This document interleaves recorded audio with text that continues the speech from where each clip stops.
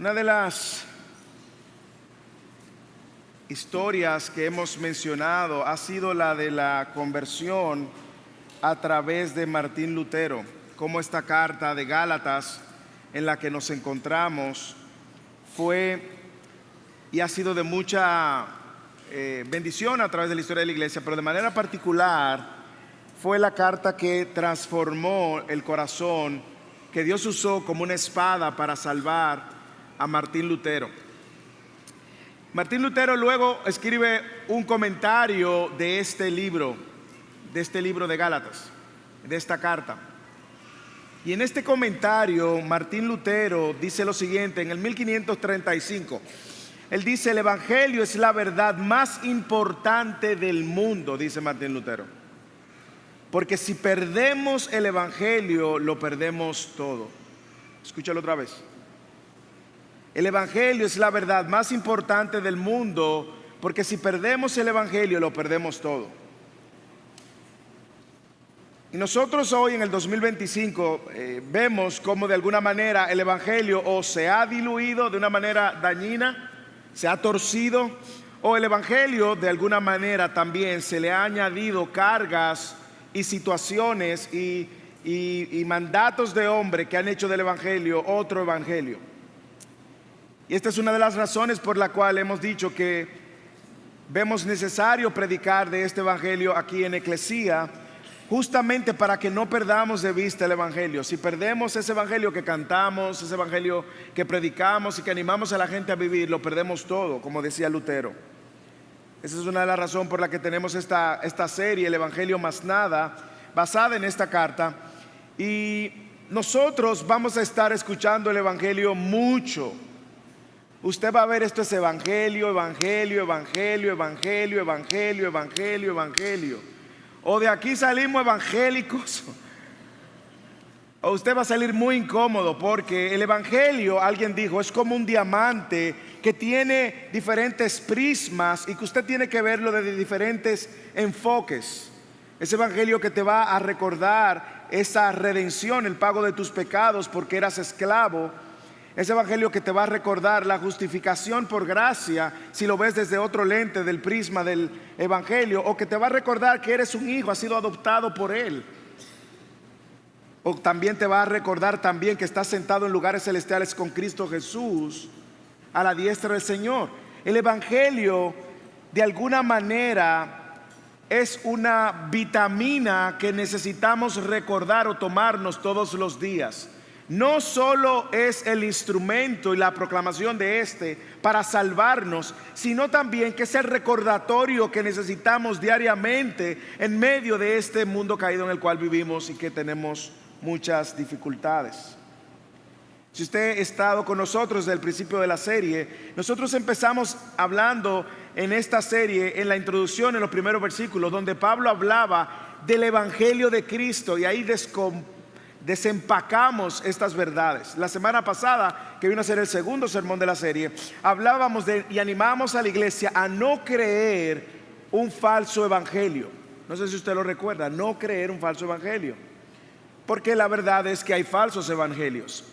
Y hablábamos de todas estas corrientes filosóficas de pensamientos o religiones que existen, que encuentran su origen o en un ángel que le dijo algo, o en un sistema basado en obras, y ambos han llevado a millones al error. En el día de hoy, el texto que tenemos delante, queremos animarlos a ver las marcas del verdadero evangelio. Si la semana pasada hablábamos y animábamos a la iglesia a no creer en un falso evangelio, hoy queremos animarte a ver las marcas del verdadero evangelio. Y ese es el título del sermón: marcas del verdadero evangelio. Las marcas del verdadero evangelio. Y de manera particular vamos a mencionar tres marcas. Vamos a mencionar tres marcas que vemos a la luz del texto. Lo primero es que el evangelio verdadero está centrado en Jesucristo. Lo vamos a ver en los versículos 11 al 12. Lo segundo es que el evangelio verdadero salva a pecadores, de lo cual usted y yo de seguro somos los primeros. Y lo tercero es que el evangelio verdadero glorifica a Dios, da gloria a Dios, no a los hombres. Versículo 18 al 24. Esas marcas las vamos a ir viendo a la luz del texto que ya fue leído. Y este texto que ya fue leído y el sermón que hoy vamos a estar viendo quiere poner en nuestros corazones, fijar en nuestros corazones la siguiente verdad. Y esta es la verdad que queremos que usted abrace, mastique y que luego revise con su familia y que luego vuelva a ver el sermón y la retenga. El verdadero evangelio, escucha, está centrado en Jesucristo, cuya obra de salvar a los pecadores y traer gloria a Dios. Creo que lo tengo mal aquí. Lo voy a repetir de manera correcta ahora. El verdadero evangelio, ese del cual nosotros vamos a estar predicando y del cual estamos hablando, el verdadero evangelio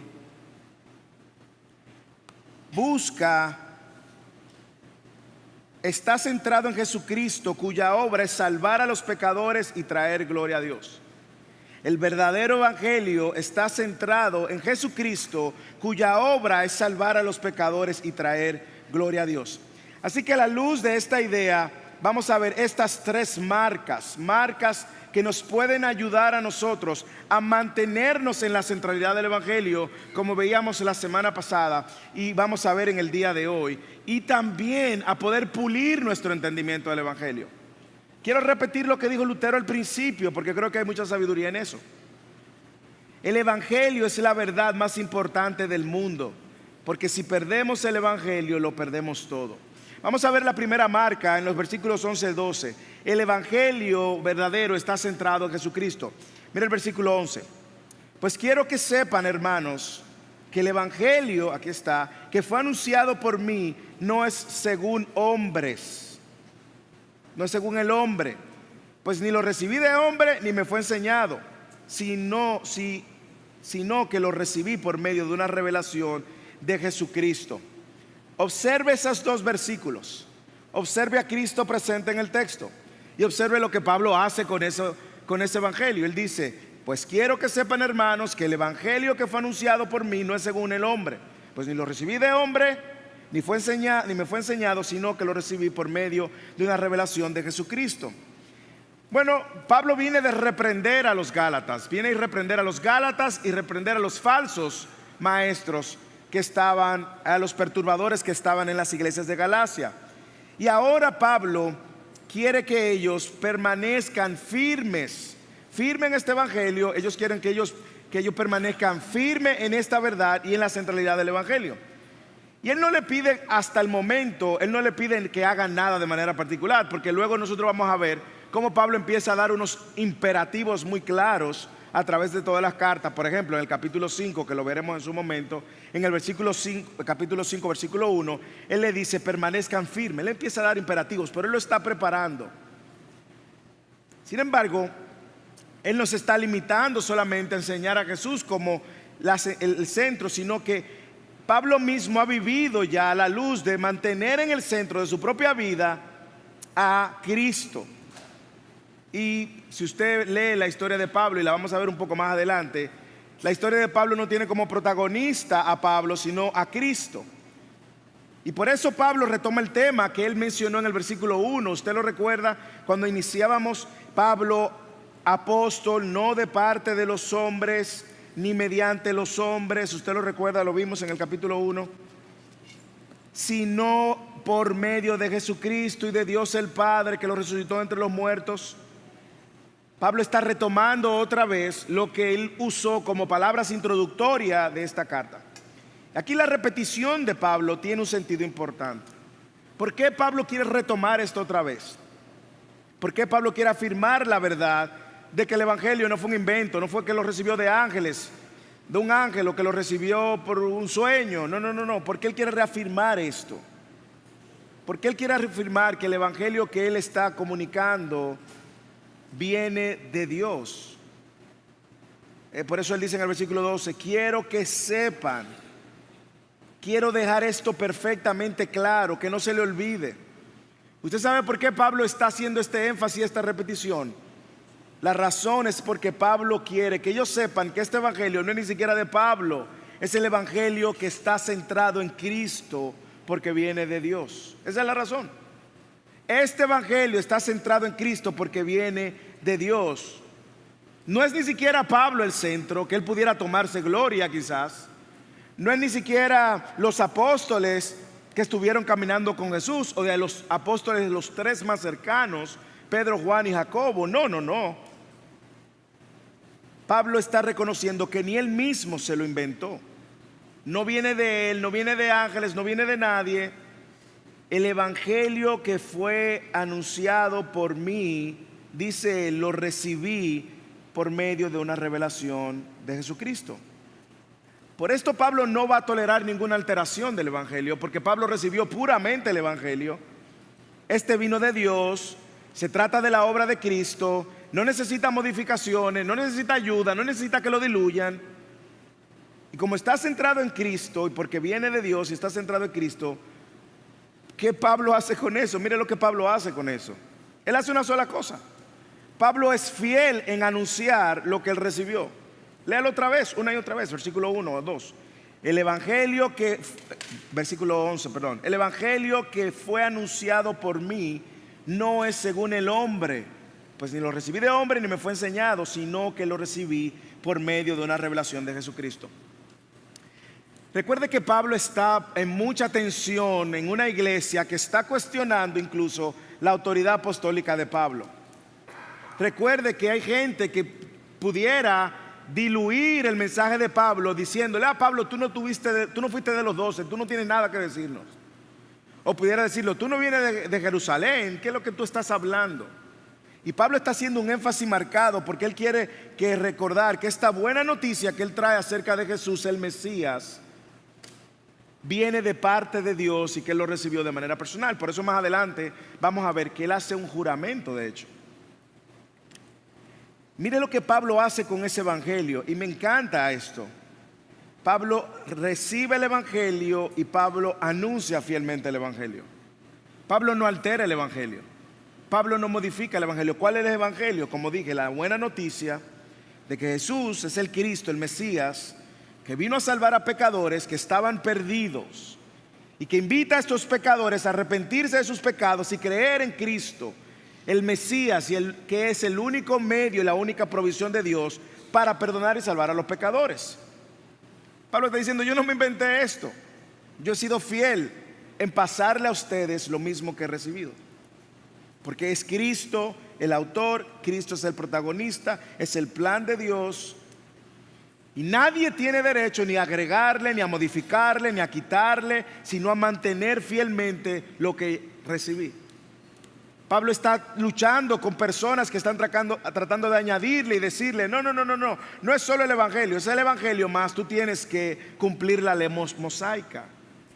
O como vemos en contextos como nuestro ahora: no es solo el evangelio, tú también tienes que cumplir con esto, o tú tienes que hacer esto, o tú tienes que guardar el sábado, o tú tienes que vestirte de una manera o de otra para que tú seas verdaderamente espiritual. Porque Cristo no es suficiente, como yo decía de mi propio testimonio, tú tienes que pasar por liberación. Pablo sabía que esta iglesia, al mover a Cristo del centro, estaban abandonando no solo la buena noticia, sino a Dios mismo. Usted recuerda lo que Pablo escribió en el versículo 6 del capítulo 1, el asombro de Pablo. ¿Por qué era el asombro de Pablo? Porque la iglesia se estaba moviendo de la centralidad de Cristo. Versículo 6: me maravillo de que tan pronto ustedes hayan abandonado a aquel que los llamó por la gracia de Cristo para seguir un evangelio diferente. Lo dijimos la semana pasada: abandonar el evangelio de Cristo es abandonar a Dios mismo. Es lo que dice: me maravillo que ustedes hayan abandonado a aquel que los llamó por la gracia de Cristo para seguir un evangelio diferente. Ellos se estaban moviendo de la centralidad de Cristo, y Pablo sabía las implicaciones y dónde iban a terminar.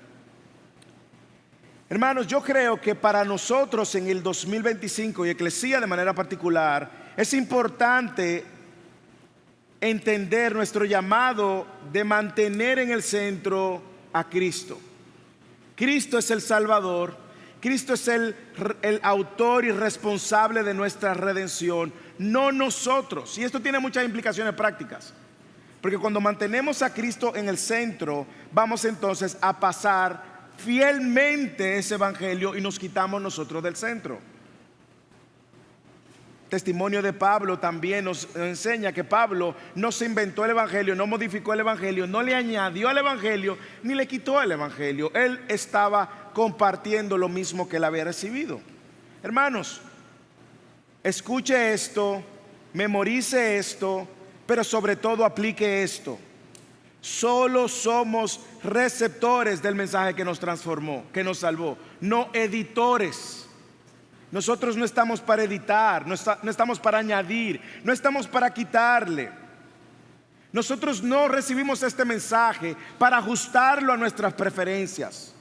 Nosotros no recibimos un mensaje para ponerlo a nuestros gustos, para cargarlo ni para diluirlo. No recibimos este mensaje ni para añadirles ni para quitarle. Hermanos, el evangelio que recibimos tiene como mensaje a Cristo en el centro, como el autor de nuestra fe y de nuestra salvación.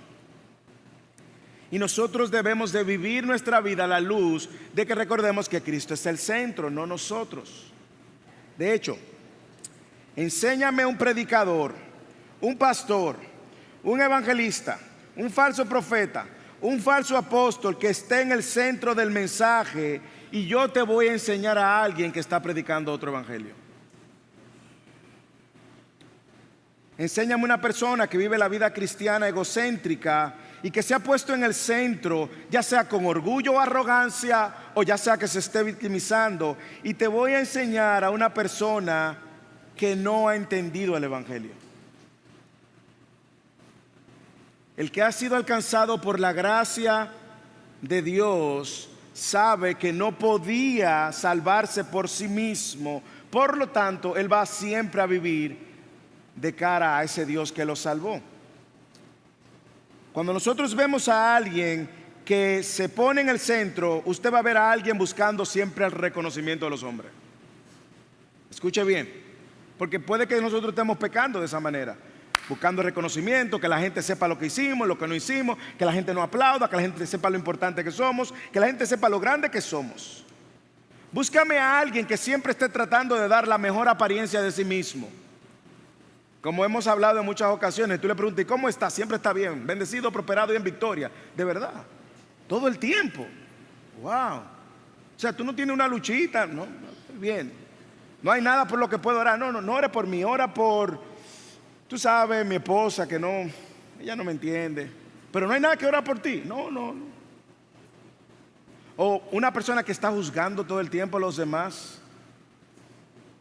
que siempre tiene un juicio, siempre tiene una crítica, siempre tiene un señalamiento. O en el caso opuesto, una persona que siempre se está victimizando. No, a mí no me saludaron, a mí no me... No, porque a mí no, con fulanito sí, pero conmigo no.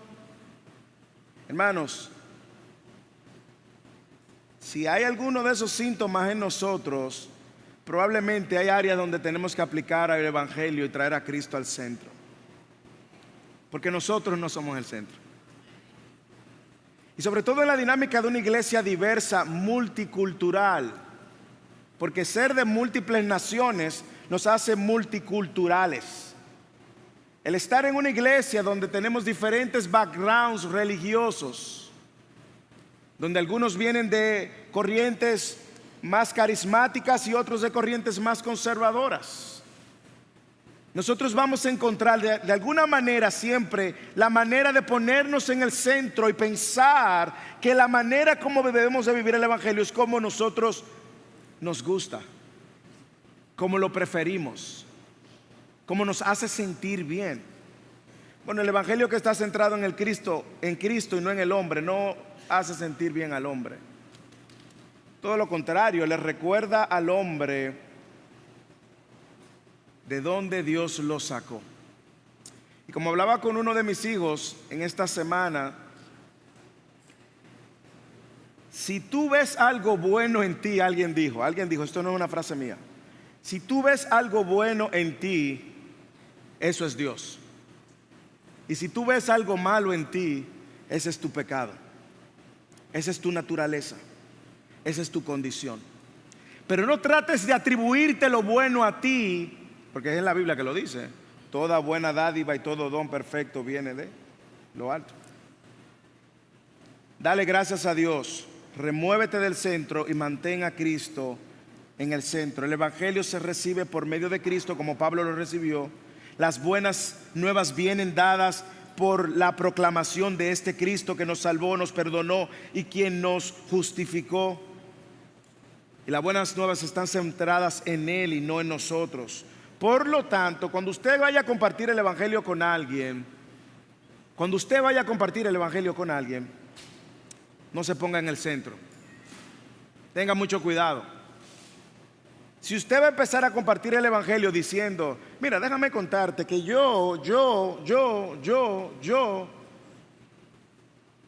hermanos, el cristiano yo tiene problemas.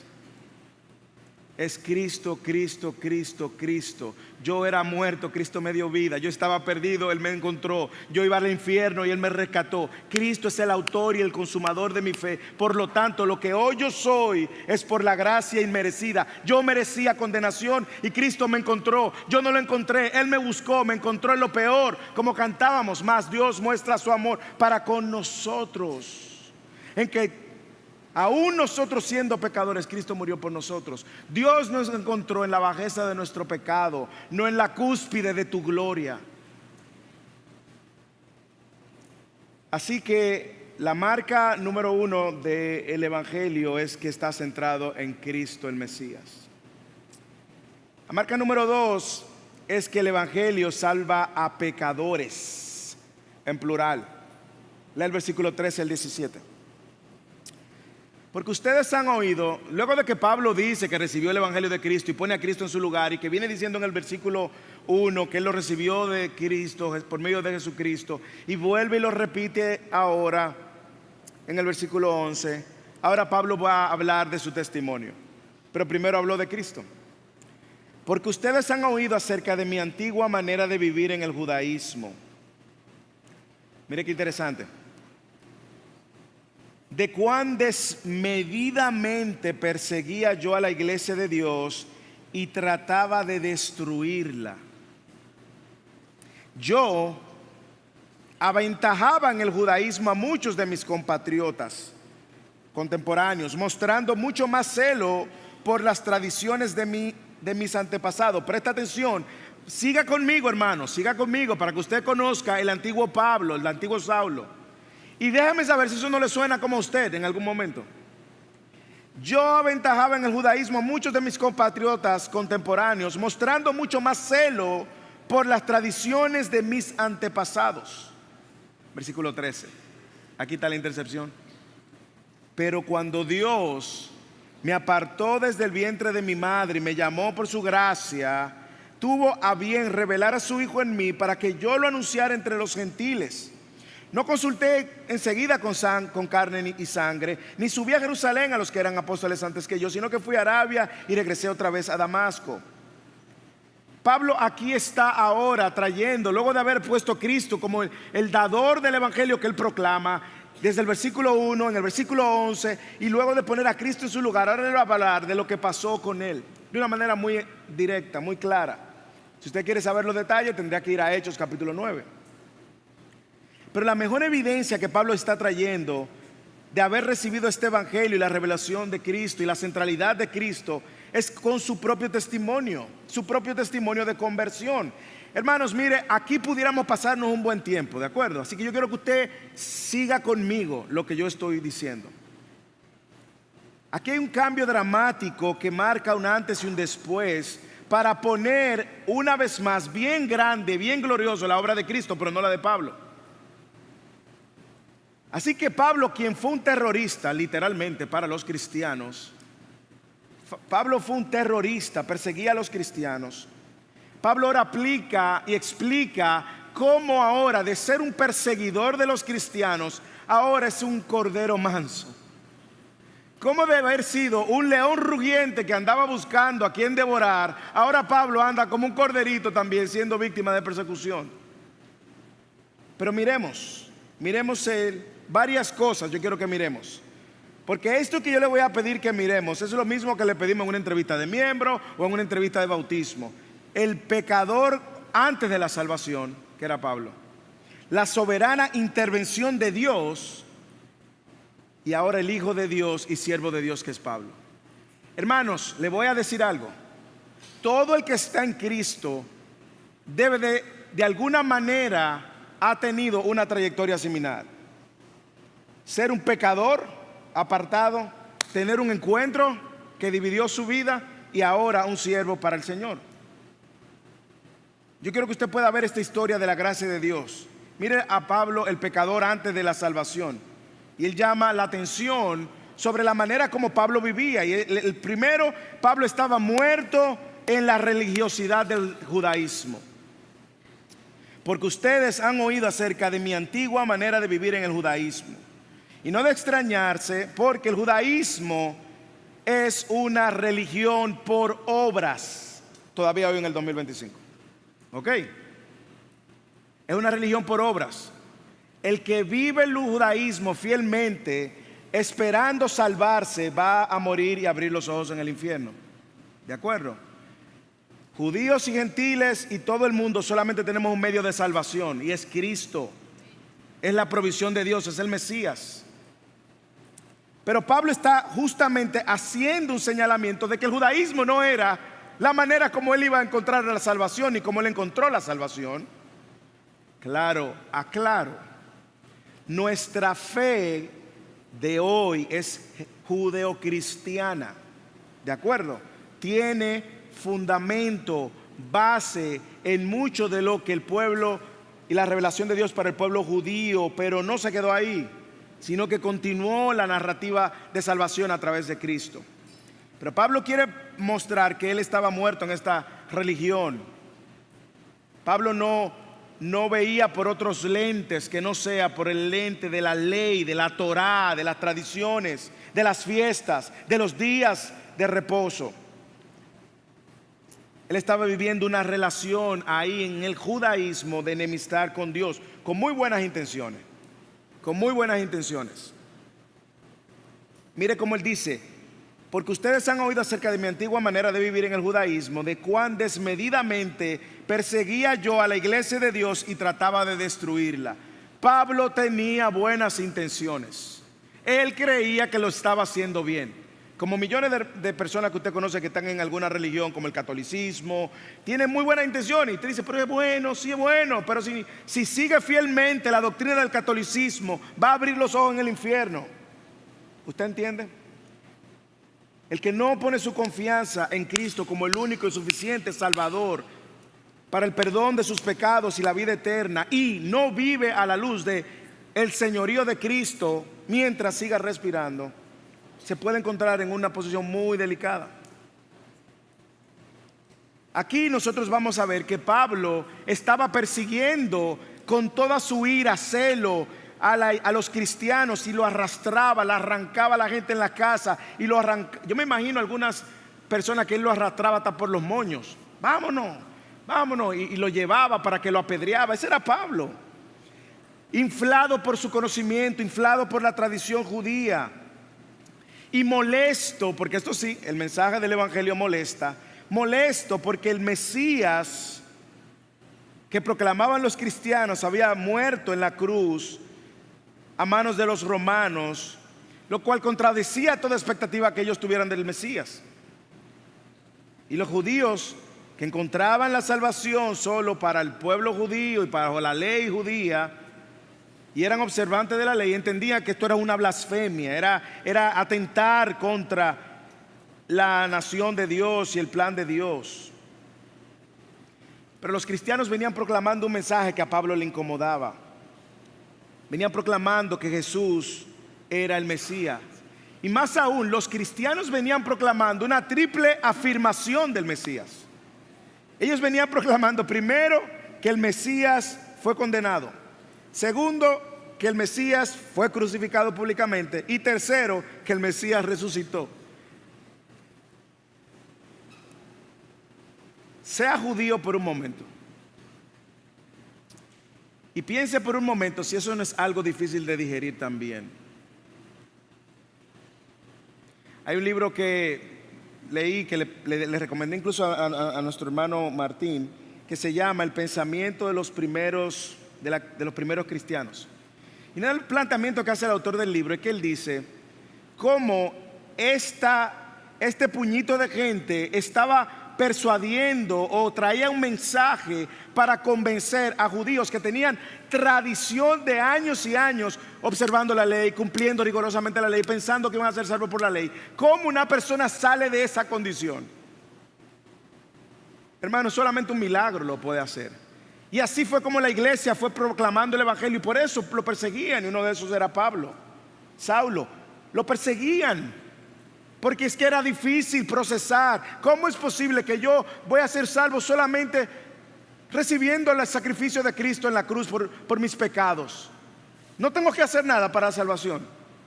El judío no entendía eso. Entendía que esto era una blasfemia, de que esto era contra Dios mismo. Así que Pablo estaba persiguiendo a la iglesia. Él estaba muerto en la religiosidad judía. Él estaba muerto en sus prácticas judías, como está muerto mucha gente que está religiosamente siguiendo a Dios o tratando de justificarse delante de Dios por sus propias obras. Pero más aún, con muy buenas intenciones, Pablo también estaba viviendo una vida egocéntrica. Mire cómo él habla de él, con muchos logros religiosos, pero lejos de Dios. Versículo 14: yo aventajaba en el judaísmo a muchos de mis compatriotas contemporáneos, mostrando mucho más celo por las tradiciones de mis antepasados. Mire la diferencia del celo religioso por la santidad y la diferencia de aquel que se ha encontrado y ha tenido un encuentro con el que es santo. El que está sumergido y muerto en su religiosidad, escúcheme bien, ve el celo religioso como algo que lo pone a él por encima para poder justificar sus críticas, sus señalamientos, sus comentarios, pero lo que hace es que lo posiciona encima a cuesta de un celo. Es que el celo por el Señor, ¿cómo es posible esto? ¿Cómo es posible aquello? Ese es el celo del hombre, y ese es el celo que Pablo está mostrando. ¿Usted sabe cuál es la diferencia de aquel que ha conocido, aquel que tiene celo por la santidad de Dios, y aquel que ha tenido un encuentro con Dios? Le voy a mencionar varios ejemplos, 3 ejemplos. Mire Isaías: oh, yo vi al Señor, yo soy de labio impuro. De una vez se dio cuenta de su miseria. Mire el ejemplo de Pedro, cuando vio a Jesús y dijo: apártate de mí que soy pecador, luego de que vio el milagro de la pesca. O mire el ejemplo de Pablo. Pablo, de ser este arrogante que se veía por encima de los demás por su orgullo religioso, ¡boom! Ahora Pablo, usted lo va a ver que él dice: yo soy el mayor de los pecadores, yo soy el menor de los siervos, yo soy el último de los apóstoles. Y eso es lo que hace realmente cuando tú tienes un encuentro con el verdadero Dios. Así que Pablo, su condición pasada era de muerto en su religiosidad, egocéntrico. Él era sus logros, él se veía superior a los demás.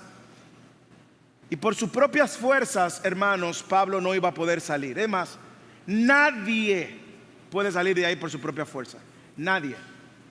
No existe manera de que usted, embriagado de su orgullo, su arrogancia, no existe manera de usted, estando en el centro de su propio universo y creyéndose el ombligo del universo, el tapón del océano, o como dice en la última Coca-Cola, en el desierto. No sé qué hace una Coca-Cola en el desierto, pero es un dicho. Usted puede creerse todo eso y no hay manera de usted salir de ahí hasta que no tenga un encuentro, una intervención con Dios. Porque como vamos a ver con Pablo, todo el que tiene un encuentro con Dios, lo primero que va a ver es su miseria espiritual, su pobreza.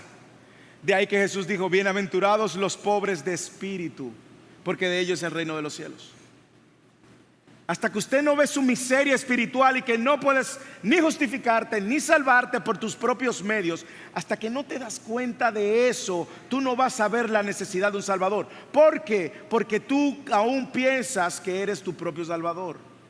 Mire lo que pasó con Pablo, versículo 15. Pero cuando Dios, aleluya, pero cuando Dios, ahora de su egocentrismo, en su manera pasada de vivir, ahora mueve la atención de todos sus lectores, ¿a quién? A Dios. Pero cuando Dios, lo que le estaba diciendo, el testimonio de un cristiano no debe basarse en el cristiano, sino en la obra de Dios, y luego en tu testimonio. Si usted viene donde alguien y le dice, no, porque después que yo soy cristiano yo tengo una paz. No, después que yo tengo cristiano, mire, después que yo vine a Cristo, mire, yo tengo una paz. Usted se va a encontrar con un monje del Tibet que le va a decir, yo tengo más paz y no necesito a Cristo. Porque no se trata de tu testimonio. Pero cuando Dios, el egocentrismo ahora es aplastado por la intervención de Dios. Pero cuando Dios, y ahora yo quiero moverlo al segundo punto, no solamente el Pablo pecador, sino la intervención soberana de Dios. Hermano, mire qué bueno que hoy tenemos reunión de miembros, a los miembros que tienen que quedarse, los miembros. Porque hermano, esto está para nosotros durar un par de horitas aquí predicando lo que viene ahora. ¿Cuántos dicen amén? Esos son los únicos religiosos que van para el cielo. No, broma. No, sería una salvación por obra también. Ese no es el evangelio. Ese no es el evangelio. Pero yo quiero que usted vea la intervención soberana de Dios en los versículos siguientes. 14. Pero cuando Dios, que me apartó desde el vientre de la madre. Hermanos, lo primero que Pablo está apuntalando aquí es la soberana decisión de Dios de elegir. Léalo. Pero cuando Dios me apartó desde el vientre de mi madre. Pablo mismo ahora puede ver lo que antes la religiosidad no le permitía ver. Antes Pablo no podía ver la intervención de Dios en su propia vida, sino que veía a Dios como alguien de quien él se servía. Pero ahora no, ahora él ve que Dios es quien lo ha considerado a él soberanamente. Aquí está una vez más, y lo voy a decir, pero el que quiera venga a Fidelis, porque Fidelis pasamos como 3 meses hablando. La soberana decisión de Dios de elegir soberanamente a quien él quiere. Mire como Efesios capítulo 1 versículo 4. ¿Quién escribió esa carta? Pablo. Lo que Pablo dice en Efesios capítulo 1 versículo 4. A ver si no le suena igual a estas líneas de Gálatas. Porque Dios nos escogió en Cristo antes de la fundación del mundo. Ahora no está hablando de que es un caso particular, de que Pablo es un caso particular, un ejemplo particular, que Dios lo apartó desde el vientre de su madre, antes del vientre de su madre. Pablo pudiera decir, bueno, o pudiéramos decir, bueno, Pablo, eso fuiste tú, pero Dios no elige a todo el mundo. Bueno, pero mire lo que ahora Pablo dice para la iglesia. Porque Dios nos escogió en Cristo desde antes de la fundación del mundo para que fuésemos santos y sin manchas delante de Él. En amor nos predestinó para adopción como hijos para sí mediante Jesucristo conforme a la buena intención de su voluntad, para la alabanza de la gloria de su gracia. Aquí está la gracia que gratuitamente, que es gracia, gratuitamente ha impartido sobre nosotros en el amado. Así que Pablo pudiéramos parafrasear a Pablo y decir, Dios me apartó y me dedicó con un propósito especial antes de mi nacimiento y antes de que yo existiera y antes de que yo pensara y antes de todo, Dios me había elegido. Así que en la intervención soberana de Dios, usted ve a Dios escogiendo soberanamente. ¿Qué más? En la intervención soberana de Dios, usted ve a Dios salvando por gracia. Es lo mismo. Dios salva a pecadores de la misma manera, Ese es el mismo patrón. Elige soberanamente, interviene predestinadamente en el presente y salva por su gracia. Mírelo como Pablo lo dice. Dios me apartó desde el vientre de mi madre y me llamó por su gracia. Pablo reconoce que todo llamado es por gracia. Y todo llamado por gracia es una obra sobrenatural de salvación. Es lo que llamamos un llamado eficaz. un llamado a ver a Cristo como la provisión de la salvación. Un llamamiento que viene con arrepentimiento, fe, que hablamos de eso en el orden de la salvación en Fidelis. Por lo cual el pecador puede ahora ver a Cristo porque no podía. Ese llamamiento es eficaz, es un llamado por la gracia. Y déjeme decirle, yo sé que usted va a escuchar gente, y lo respeto, que difiere y dice, no, el hombre puede resistirse al llamado de Dios. Déjeme decirle las implicaciones de ese statement o de esa declaración. Si yo digo que el hombre puede resistirse al llamado de Dios, mire esto simple. Estamos diciendo, oiga esto, que el Dios Todopoderoso, creador de todo lo que existe, está limitado por la voluntad del hombre. Lo que hace soberano, ¿quién? ¿A Dios o al hombre? O más aún, nos vamos a ver en la eternidad en el cielo y vamos a decir, y Dios nos va a decir, bueno, yo salvé a todo lo que pude salvar. Hermanos, es una declaración muy delicada, porque está dándole al hombre una soberanía y un poder que el hombre nunca ha tenido. Y el punto del evangelio es este: que el evangelio de la gracia vence nuestra resistencia pecaminosa, llevándonos a un punto de rendición donde vamos a ver nuestra miseria y nuestra necesidad de un Salvador. ¿Cuándo Dios lo va a hacer? No lo sé. ¿Cómo Dios lo va a hacer? No lo sabemos. Lo único que a nosotros nos corresponde es predicar el evangelio a todo el vivo y todo el que respire. Mientras respire, predíquele el evangelio. Porque usted no sabe si es en el último momento en que Dios va a abrir sus ojos y le va a dar el nuevo nacimiento del cual Jesús le habló a Nicodemo en Juan capítulo 3. Pero mire la intervención soberana de Dios al escoger a salvar por gracia y a revelarnos a Cristo. Tuvo bien revelar a su Hijo en mí. Y Pablo lo está diciendo, ¿por qué? Porque escuche, no hay manera de tener salvación ni vida eterna si no es por medio de Cristo. Como le hemos dicho antes, el evangelio es exclusivo y es inclusivo. Es exclusivo porque no hay otro mediador, no hay otro camino, no hay otra verdad, no hay otra manera de llegar al Padre. Es exclusivo. Punto y bolita, como diga usted. Y es inclusivo, no como suena ahora la palabra inclusividad, inclusivo en que no importa de dónde tú vengas, de qué nación tú vengas, qué clase social tú tengas, qué trasfondo pecaminoso tú tengas. No hay rechazo para nadie que se arrepienta de su pecado y venga a Cristo. En Hechos capítulo 9, mire cómo sucedió el encuentro de Pablo y cómo todo esto, Pablo, sus ojos son abiertos a la realidad de Cristo y cómo Cristo se le revela. Hechos 9, versículo 1. Saulo respirando todavía amenazas y muerte contra los discípulos. Este es el Saulo de antes.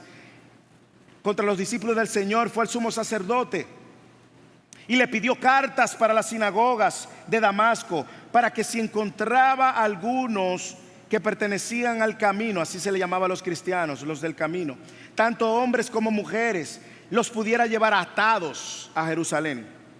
Y mientras viajaba, al acercarse a Damasco, de repente, pero Dios, de repente resplandeció a su alrededor una luz del cielo. Yo soy la luz de este mundo. Una luz del cielo, y al caer a tierra oyó una voz que le decía: Saulo, Saulo, ¿por qué me persigues? Jesús dijo: ¿quién eres, Señor?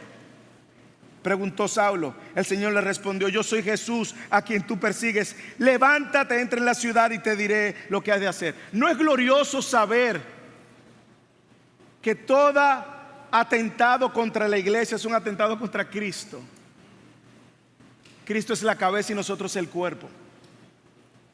Versículo 17 del capítulo 9. Y Ananías fue y entró en la casa, y después de poner la mano sobre él, dijo: hermano Saulo. Ya Ananías había sido convencido por Dios y ya no le llama enemigo Saulo, ahora le llama hermano Saulo. El Señor Jesús se te apareció en el camino por donde venías y me ha enviado para que recobre la vista y sea lleno del Espíritu Santo. Y al instante cayeron de sus ojos como unas escamas y recobró la vista y se levantó y fue bautizado. En ese momento Jesús Pablo no solamente pudo reconocer al Salvador, sino también su propia miseria. Y de ser un león rugiente que andaba buscando a quien devorar, pasé a ser un corderito sirviente. Por eso Pablo luego en 2 Corintios capítulo 4 versículo 6 dice: pues Dios que dijo, de las tinieblas resplandecerá la luz, es el que ha resplandecido nuestros corazones para iluminación ¿de qué? Del conocimiento de la gloria de Dios en el rostro de Cristo. Así como Dios hizo resplandecer su luz en Saulo, Pablo, Dios soberanamente nos ha abierto y nos ha sacado de las tinieblas para poder reconocer a Cristo y revelarnos a Cristo. Déjeme decirle, no hay salvación sin Jesucristo. Si alguien le predica un evangelio donde Cristo no es el centro y Cristo no es la razón de la salvación, huya, porque ese no es el evangelio. Así que Dios salva al pecador. Vemos el pasado de Pablo, la intervención soberana de Dios, y ahora vea el nuevo Pablo, el siervo de Dios. De león rugiente a cordero sirviente. Versículo 16: tuvo bien en revelar a su Hijo en mí. ¿Para qué? Para que yo lo anunciara entre los gentiles. No consulté enseguida con carne y sangre, ni subí a Jerusalén a los que eran apóstoles antes que yo, sino que fui a Arabia y regresé otra vez a Damasco. ¿Cuál es el punto importante aquí, hermanos? Usted tiene que tratar de convertirse a judío para entender lo que está pasando. Pero yo no le voy a pedir que se convierta a judío porque usted tiene el Espíritu Santo. Para el judío la salvación solamente era de los judíos. ¿Ok? Era lo primero. Cuando Jesús le dice a Nicodemo en Juan capítulo 3 versículo 16, porque de tal manera amó Dios al mundo, Jesús está sembrando en Nicodemo la verdad de que Nicodemo, la salvación no es solamente de los judíos. ¿Ok? Segundo, usted tiene que entender cómo los judíos veían a los gentiles. Los gentiles eran paganos, se emborrachaban en sus cultos religiosos, tenían orgías en sus templos. Los gentiles era considerado lo peor. Y por eso Pablo tenía un celo por el judaísmo y por sus tradiciones, porque él entendía en su arrogancia y en su orgullo que ser judío era mejor. Yo no soy, como decía el fariseo, gracias Señor que yo no soy como este que publicano. Orgullo, arrogancia. Y ahora Pablo, Dios lo manda justamente a lo más despreciado de los judíos, a donde los gentiles. Así que no crea que fue algo como que así a los gentiles un cambio de canal y ahora vamos a los gentiles. No, es que los judíos rechazaban con todo su ser a los gentiles y ahora Dios manda a Pablo a servir a lo que él más rechazaba. Dígame si eso no es un nuevo corazón. Dígame si eso no es un nuevo nacimiento. Dígame si eso no requiere una nueva naturaleza de egocéntrico, arrogante y orgulloso. Pero Dios ahora ser un siervo, Señor, donde tú quieras. Dios le reveló a Cristo, a Pablo, para que ahora revelar a Cristo a través de Pablo. Dios le reveló a Cristo a Pablo para que ahora Pablo sea un instrumento de revelarle a Cristo o proclamar a Cristo a otros. Cristo lo encontró y le dio una misión luego que lo transformó. Hermanos, usted debe de tener alguna historia similar, de alguna manera. Si usted está en Cristo, usted tiene que ver de dónde Dios lo sacó, o usted tiene que ver de lo que Dios a usted lo guardó. Porque quizás usted no tiene un testimonio de que usted anduvo por la calle bebiendo o en drogas o de mujeres, pero ese testimonio donde usted no cayó en ninguno de esos vicios o pasado es otro testimonio de la gracia de Dios que te guardó. Y si hoy tú estás consciente de lo que Dios te guardó o de donde Dios te sacó, eso es gracia. Lo segundo es que en todo el testimonio de todo el que está aquí tiene que haber un antes y un después. Pero Dios, tiene que haber un momento donde Dios nos mostró lo miserable que éramos y mostró la necesidad que teníamos de salvación. Pero más aún, no solamente nos mostró eso, también tiene que ver ahora una disposición diferente con relación a nuestro pasado. Es lo que pasó con Pablo, es lo que ha pasado con todos, es lo que pasó con Lutero, es lo que pasa con cada uno de los que han sido salvos y han entendido la salvación por gracia. Sin embargo, es claro también que el propósito de esta salvación no es solamente quedarnos salvos estáticamente, sino también proclamar a otros lo que Dios nos ha salvado a nosotros. Es esa buena noticia que debemos de compartir a otros, de que Dios llegó a nuestras vidas haciendo un antes y un después. Esto nos debe llevar a una reflexión personal. Cuando usted ve su propia historia, usted puede identificar un antes y un después, o al menos pudieras identificar de lo que Dios te guardó. Tú ves un antes y un después. Déjeme decirle, uno de los grandes responsabilidades que tenemos los padres que criamos a hijos dentro de la iglesia es la responsabilidad de hacerlo consciente de que la iglesia no es la garantía de que él es salvo. De venir a la iglesia no es la garantía de que él es salvo. Es una gracia, porque Dios lo está guardando a ellos, probablemente trayéndole las verdades que ellos necesitan escuchar. Pero tenemos que ser diligentes en recordarle a nuestros hijos que son pecadores y que igual que usted y que yo necesitan la salvación de Cristo. ¿Para qué? Para que no tengamos dentro de la iglesia a niños que crecieron cantando todas las canciones, sabiéndose todos los libros de la Biblia, pero siendo un Saulo dentro de la iglesia. Tenemos que dar testimonio del antes que éramos. No tenga vergüenza de compartir con sus hijos el testimonio. No tenga vergüenza de abrir su corazón y mostrarse vulnerable y decirle: yo era esto, yo era arrogante, yo era esto y Cristo me salvó porque yo iba al infierno de cabeza. No tenga temor de hacerlo. Podemos compartir, al igual que Pablo, la manera en la cual Dios intervino en nuestras vidas.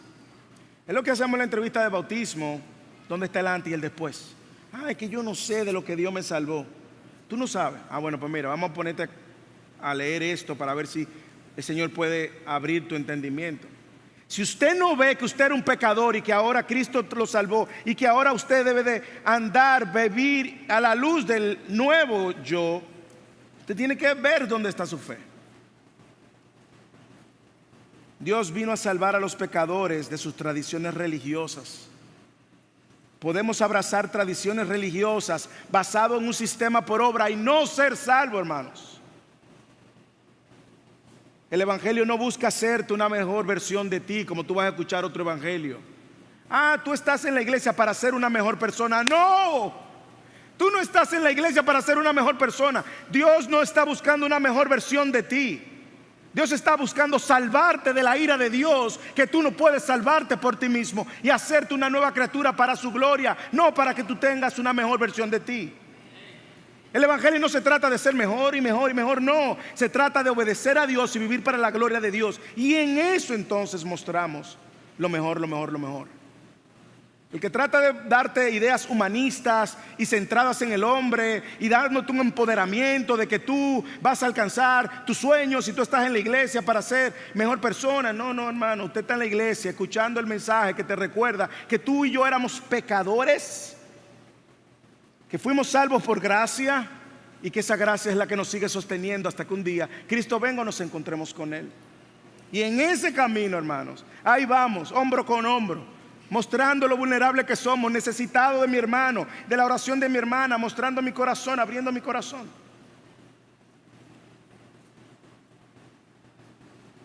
Dios no busca mejorarte, Dios busca salvarte. Dios te da una nueva vida, no una vida mejorada. Una nueva vida para que proclames el evangelio del que te salvó. Y eso me lleva a otra pregunta reflexiva. ¿Cuál es el compromiso que tenemos compartiendo el evangelio con los perdidos? ¿Cuál es el compromiso? Yo tengo una frase que me marcó mi mamá cuando yo era bien joven. Yo no sé si ya lo escuchó de alguien, pero yo lo escuché de ella. Hermanos, cuando usted y yo no le compartimos el evangelio a un perdido, le estamos diciendo: a mí no me importa que tú te vayas al infierno. es una actitud de arrogancia y desprecio por el pecador. Y una marca del Evangelio es que el Evangelio nos recuerda que Dios vino a salvar a los pecadores.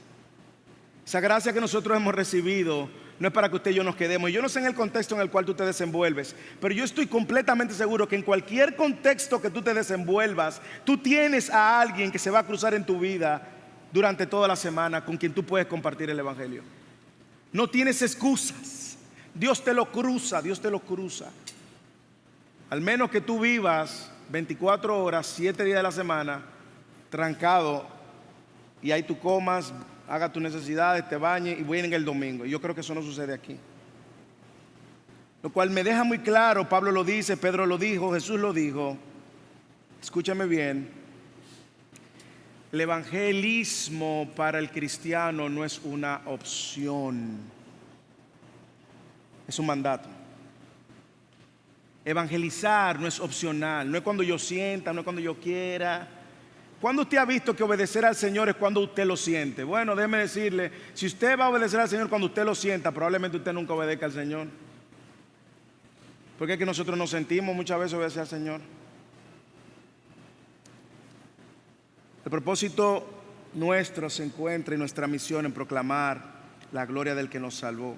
Si tú nos visitas hoy, probablemente esto suena diferente o nuevo para ti. Probablemente tú estás aquí, tú crees que eres bueno, tú eres muy religioso, probablemente vas a la iglesia todos los domingos, a misa, yo no sé. Déjame pincharte tu burbuja y déjame decirte que tú no eres bueno, tú no eres buena. No porque yo lo digo, yo no te conozco, es lo que la Biblia dice, no hay bueno ni aun uno. Y tú has violentado la ley de Dios, has traspasado la ley de Dios por lo menos en uno de sus mandamientos, y con uno de sus mandamientos traspasado tú mereces la condenación eterna. Sí, la condenación eterna porque has ofendido a un Dios completamente santo. Y si Dios te mandase al infierno por una sola falta, Él es justo en hacerlo. Pero no quiero dejarte con el sabor de que tú no eres bueno, tú eres malo, muy malo, más malo de lo que tú crees. Y si tú no eres peor es por la gracia de Dios. Pero déjame darte la buena noticia. Cristo sí fue bueno. Y en su vida perfecta, Cristo fue el sacrificio perfecto para pagar por el perdón tuyo y mío, para salvar a pecadores como tú y como yo, a quien Él está llamando a arrepentirnos de nuestro pecado y a reconocer que la obra de Cristo en la cruz es el único medio para recibir perdón de los pecados. Y que tú y yo debemos de creer por la fe que Cristo es el único capaz de perdonar nuestros pecados, arrepentirnos de nuestros pecados y seguirle. Si tú estás aquí, eres uno de esos, te digo que la marca del Evangelio es que el Evangelio salva a pecadores. Usted dirá, pastor, es que usted no conoce mi pecado. Pastor, es que usted no conoce lo que yo hice en el pasado, o es que usted no conoce lo desastroso de mi corazón. Es cierto, tú no lo conoces. Yo no lo conozco, pero yo soy quien lo conoce. Dios lo conoce. Y Dios vino a salvar a pecadores como tú y como yo, como Pablo, como Saulo. Por lo tanto, no hay pecador que escape de la gracia de Dios. No hay tal pecado que Cristo no pueda limpiar. Como tampoco hay tal justicia humana ni gente tan buena que pueda salvarse por sí mismo. Por lo tanto, tú también necesitas de este Salvador. Y te invito a que creas en Jesús y le sigas. El Evangelio cambia enemigos en testigos, cambia perseguidores y los convierte en predicadores de su Evangelio. Finalmente, la última marca, solamente que el Evangelio está centrado en Jesucristo, salva a pecadores, sino también glorifica a Dios. Yo creo que queda muy claro, no voy a tomar todo el tiempo, pero mire el versículo 18 al 24 y mire cómo termina el versículo 24.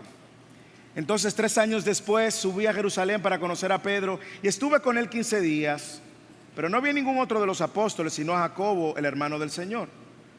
Paréntesis, hermano del Señor aquí es que María tuvo más hijos y este es un hermano, medio hermano de Jesús. Cierro paréntesis. Versículo 20. En lo que le escribo, les aseguro delante de Dios, mire la promesa, el juramento que Pablo hace, que no miento. Después fui a las regiones de Siria y Cilicia, pero todavía no era conocido en persona en las iglesias de Judea que eran en Cristo. Ellos solo oían decir, me encanta esta frase. Me encanta esta frase porque oro que esa sea la frase que nos distinga a todos. Léalo, el versículo 23. El que en otro tiempo nos perseguía, ahora predica la fe que en un tiempo quería destruirla, y glorificaban a Dios por causa de mí. Hermanos, sustituya la persecución y ponga su pecado. El que en otro tiempo era adúltero, ladrón, mentiroso, orgulloso, arrogante, y ahora predica a Cristo y glorifican a Cristo. Hermanos, ponga ahí su historia. Ponga ahí su historia. Y si usted se da cuenta, ese versículo 23 no exalta en lo absoluto la persona de Pablo, sino que da gloria completa a la obra de Cristo y le da gloria a Dios. Eso es lo que dice. Ellos no me conocían, pero ya conocían al que había obrado en Pablo, hermanos. Por eso la marca del evangelio siempre va a dar la gloria a Dios, nunca al hombre. Ellos no me conocían. Ellos lo único que decían, aquel que era un perseguidor, aquel que era un terrorista contra los cristianos, ellos lo único que conocían era el pasado de Pablo y la obra de Cristo, hermanos. Y les daban gloria a Dios por lo que Dios ahora estaba haciendo en Pablo. Yo no sé si usted puede entender como el evangelio nunca pone al hombre centro de la historia. El evangelio pone al hombre en su lugar, lo pone pequeño delante de un Dios grande. Cuando usted ve a alguien que pone al hombre grande, siempre tiene a Dios pequeño. Y aquí Pablo lo que está diciendo, y él jura, yo no estoy mintiendo. Y quiero que ustedes sepan, yo no estoy mintiendo, pero lo que estoy diciendo es ciertísimo. La gloria de Dios está en juego cuando movemos a Cristo del centro del evangelio. Y Pablo dice, no era conocido, Cristo sí era conocido, pero ellos glorificaban a Dios por lo que estaban escuchando. Ahora la luz que Pablo trató por un tiempo de apagar lo había iluminado, y ahora Pablo estaba como un candelero encendido mostrándole la luz a los demás. El impacto del testimonio de Pablo trajo gloria a Dios, y esto aquí de manera particular me confronta, y yo espero que usted también. Yo creo que es la aplicación rápida y voy a aterrizar como un avión rápido. La pregunta que me hago es si mi testimonio hoy da gloria a Dios. Mi pasado es mi pasado. Gloria a Cristo que no me dejó en mi pasado. Gloria a Cristo que su gracia me alcanzó. Y gloria a Cristo que su gracia ahora me sostiene. Pero si yo en mi casa, la manera como trato a mi esposa, la manera como el matrimonio lo llevo, la manera como crío a mis hijos, ¿da gloria a Dios eso? Yo pregunto. ¿O da gloria a mí? ¿Usted está buscando la gloria personal en lo que usted hace? ¿Usted cría a sus hijos para que sus hijos sean el trofeo que usted va a exhibir? Usted pudiera decir que las personas que te conocen más cercanas pudieran decir, mira, no, él era un pecador, sí, él pecó, pero mira, Dios lo cambió, es otra persona. Ese no es el mismo. Ese no es el mismo Moisés Gómez que yo conozco. Ese no es el mismo. Dios intervino, lo hizo una nueva criatura, le dio un propósito, un llamado, y ahora Dios se ve grande. Por eso, hermanos, si usted ha pecado y ha fallado, su historia no termina ahí. Qué bueno que nuestra historia no termina ahí. Qué bueno que Dios intervino y ahora por su gracia nos sostiene, hermanos, todos los días hasta que nos encontremos con Él, hermanos. Ese evangelio me recuerda que la gloria es de Dios, para Dios, por Dios, a través de Él y vuelve donde Él. Por lo tanto, yo aquí voy a vivir para la luz de esa realidad. una vida salva por Cristo, transformada por la obra de Cristo, siempre apuntará a la gloria a Dios y no al hombre. Cuando usted ve a un hombre tratando de llevarse la gloria, levante las banderas rojas. Cuando usted ve a un hombre en una campaña evangelística de milagro poniendo grande su nombre, salga corriendo. Cuando usted ve a una gente haciendo alarde de sus logros y su boca muy llena de sí mismo, no ha entendido el evangelio. Toda salvación y transformación por Cristo va a apuntar a Cristo. La gente reconoce que Pablo no es la misma persona. La gente reconoce que solo Dios podía cambiar a una persona como Pablo. La gente da la gloria a Dios por el testimonio de Pablo. ¿Y nosotros? Hermanos, la obra de salvación no es algo que pueda maquillarse, no es algo que podamos esconder. Si usted dice haber nacido de nuevo, escúcheme bien, y quiero hablar con temor, con temblor y con amor. Pero escúcheme bien. Escuche bien, probablemente esto puede ser de vida o muerte.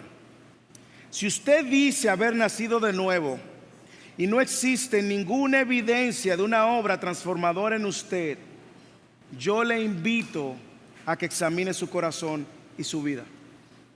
Le invito a que examine su compromiso delante de Dios. Le invito a que examine y que venga donde los pastores si usted no ve ninguna evidencia de la obra transformadora a través de los años, y eso no va en incremento, si usted no lo ve, le digo lo que Pablo le dijo a la iglesia de Corinto: examine su fe para ver si su fe es genuina. Porque Dios, escúcheme bien, Él está comprometido con su propia gloria. Por lo tanto, cuando Pablo dice en Filipenses capítulo 1 versículo 6, el que empezó la buena obra en mí la va a perfeccionar, es la gloria de Dios que está en juego. Por eso, un cristiano que es inconsistente con su fe hace tanto daño a la fe. No se engaña a sí mismo queriendo forzar o aparentar una fe que no existe. Reconoce que necesitas al Salvador, no a una religión. Reconoce que no se trata de cumplir las tradiciones. Reconoce que se trata de rendirse al Dios soberano que envió a su Hijo para salvar. Iglesia, que el Señor nos ayude y que el Señor nos dé oído para que estas verdades del Evangelio entren y detonen en nuestros corazones, produciendo el fruto que solo el Espíritu Santo puede producir.